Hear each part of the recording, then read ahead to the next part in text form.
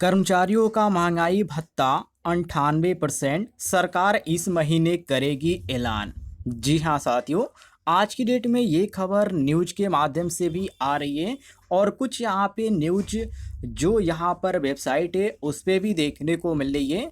और इसका एक ऑफिशियल भी जारी किया गया है नोटिफिकेशन, जिसके बारे में आपको देने वाले हैं डिटेल में जानकारी। तो वीडियो को आप कंप्लीट देखिएगा और ऐसी कोई भी अपडेट आती है, आपको जानकारी चाहिए तो इस वीडियो पर एक लाइक कीजिएगा और इस वीडियो के नीचे आपको एक बटन दिख रहा होगा सब्सक्राइब वाला, उसे जरूर दबाइएगा। अभी यहाँ पर मैं आपको जो अपडेट दिखा रहा हूँ आप यहाँ पर देख सकते हैं, जिसमें साफ तौर पे लिखा गया है कि भारत सरकार के लगभग 1 करोड़ केंद्रीय कर्मचारियों और पेंशनधारियों के लिए जुलाई 2025 में एक बड़ी खुशखबरी आ सकती है। सरकार महंगाई भत्ते में 2 से 3% की वृद्धि की घोषणा कर सकती है, जो जुलाई से दिसंबर 2025 की अवधि के लिए प्रभावी होगी।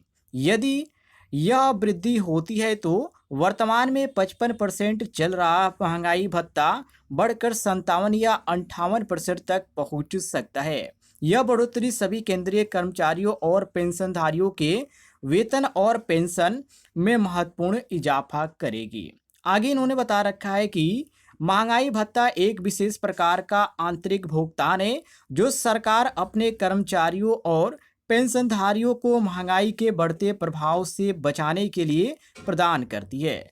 जब बाजार में वस्तुओं और सेवाओं की कीमतें बढ़ जाती है तो कर्मचारियों की वास्तविक आय कम हो जाती है। महंगाई भत्ता इस नुकसान की भरपाई करके कर्मचारियों के जीवन स्तर को बनाए रखने में मदद करता है। यह व्यवस्था सुनिश्चित करती है कि मुद्रास्फीति के कारण कर्मचारियों की खरीदारी की शक्ति में कमी न आए, जो कि इन्होंने यहाँ पे सारी जानकारी डिटेल में देख रखी है।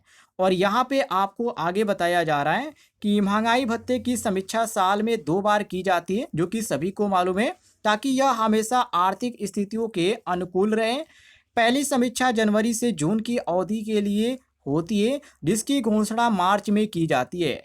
दूसरी समीक्षा जुलाई से दिसंबर की अवधि के लिए होती है, जिसकी घोषणा अक्टूबर या नवंबर में की जाती है। यह नियमित समीक्षा प्रतिक्रिया सुनिश्चित करती है कि कर्मचारियों को समय पर महंगाई की मार से राहत मिलती रहे।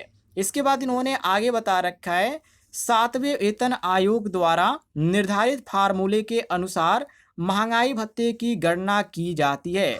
इस फार्मूले में सीपीआई आईडब्ल्यू के औसत ने जो कि 261 घटाकर 261.42 से भाग देकर और यहाँ पे 100 से गुणा किया जाता है। यह आधार बिंदु 2001 के आंकड़ों पर आधारित है।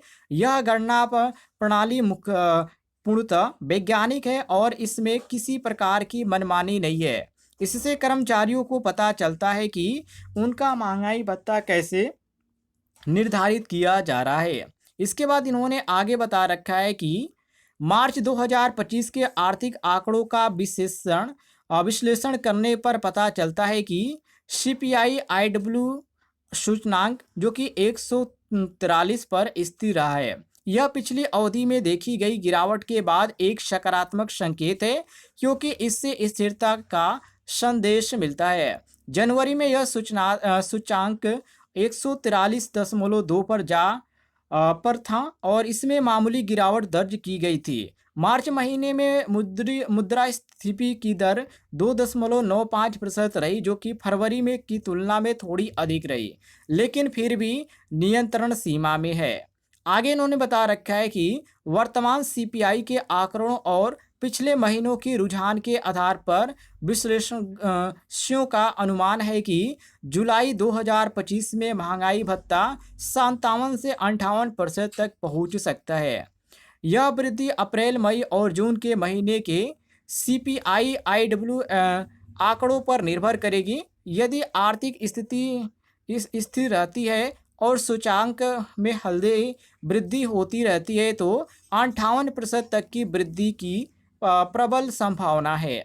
आगे इन्होंने यहाँ पे बता रखा है कि इन संभावित वृद्धि का मतलब यह होगा कि केंद्रीय कर्मचारियों को अपने मूल वेतन के आंतरिक 58% महंगाई भत्ता मिलेगा। उदाहरण के लिए यदि किसी कर्मचारी की मूलतः वेतन 50,000 रुपये है तो उसे 29,000 रुपये महंगाई भत्ता मिलेगा। यह केंद्रीय कर्मचारी के लिए एक महत्वपूर्ण राहत होगी क्योंकि इससे उनकी मासिक आय में उल्लेखनीय वृद्धि होगी और पेंशनधारियों के लिए भी यह एक अच्छी खबर है क्योंकि उनकी पेंशन राशि भी इसी अनुपात में बढ़ेगी, जो कि इन्होंने यहाँ पे साफ तौर पे कह रखा है, जो आज की डेट में ये अपडेट आ रही है।